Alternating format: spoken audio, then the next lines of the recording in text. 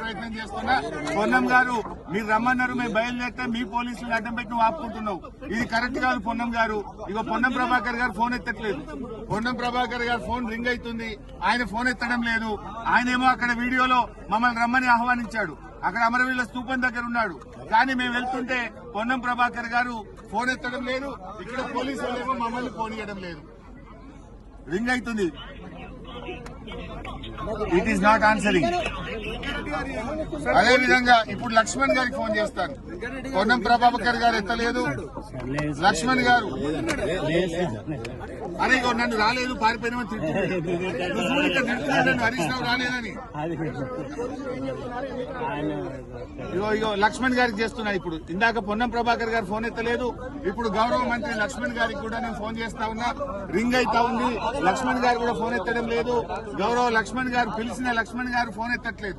అక్కడేమో నన్ను పిలిచారు, మేము బయలుదేరితే పోలీసులను అడ్డం పెట్టి ఆపుతున్నారు. లక్ష్మణ్ గారికి ఫోన్ చేస్తే రింగ్ అవుతుంది, లక్ష్మణ్ గారు ఎత్తడం లేదు. పొన్నం ప్రభాకర్ గారు ఫోన్ ఎత్తడం లేదు. ఇప్పుడు నెక్స్ట్ అజారుద్దీన్ గారికి కూడా ఫోన్ చేస్తున్నాను. ముగ్గురు మంత్రులు పిలిచారు, ఇద్దరు మంత్రులు ఇప్పటిదాకా ఫోన్ ఎత్తలేదు. ఇప్పుడు అజారుద్దీన్ గారికి కూడా నేను ఫోన్ కలుపుతా ఉన్నా. మరి వారికైనా చెప్పి పోలీసులకు చెప్పండి, మమ్మల్ని వదిలిపెట్టండి.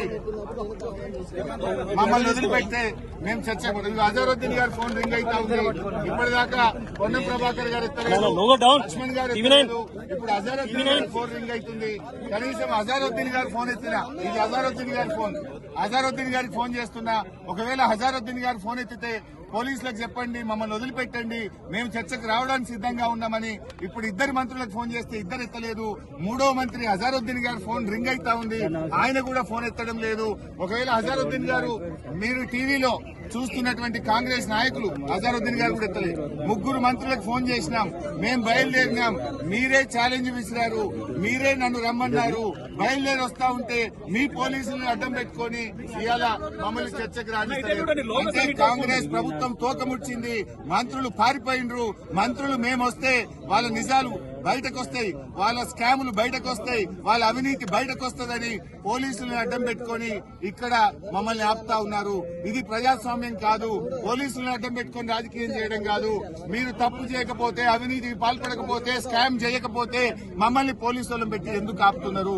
మేమేమి చర్చించడానికే వస్తున్నాం, యుద్ధానికి రావడం లేదు, పోరాటానికి రావడం లేదు. మాట్లాడడానికి వస్తా ఉంటే ఇవాళ మంత్రులు ఫోన్లు ఎత్తారు, మేము వస్తుంటే పోలీసులను పెట్టి ఆపడం, ఇది చాలా దుర్మార్గమైంది.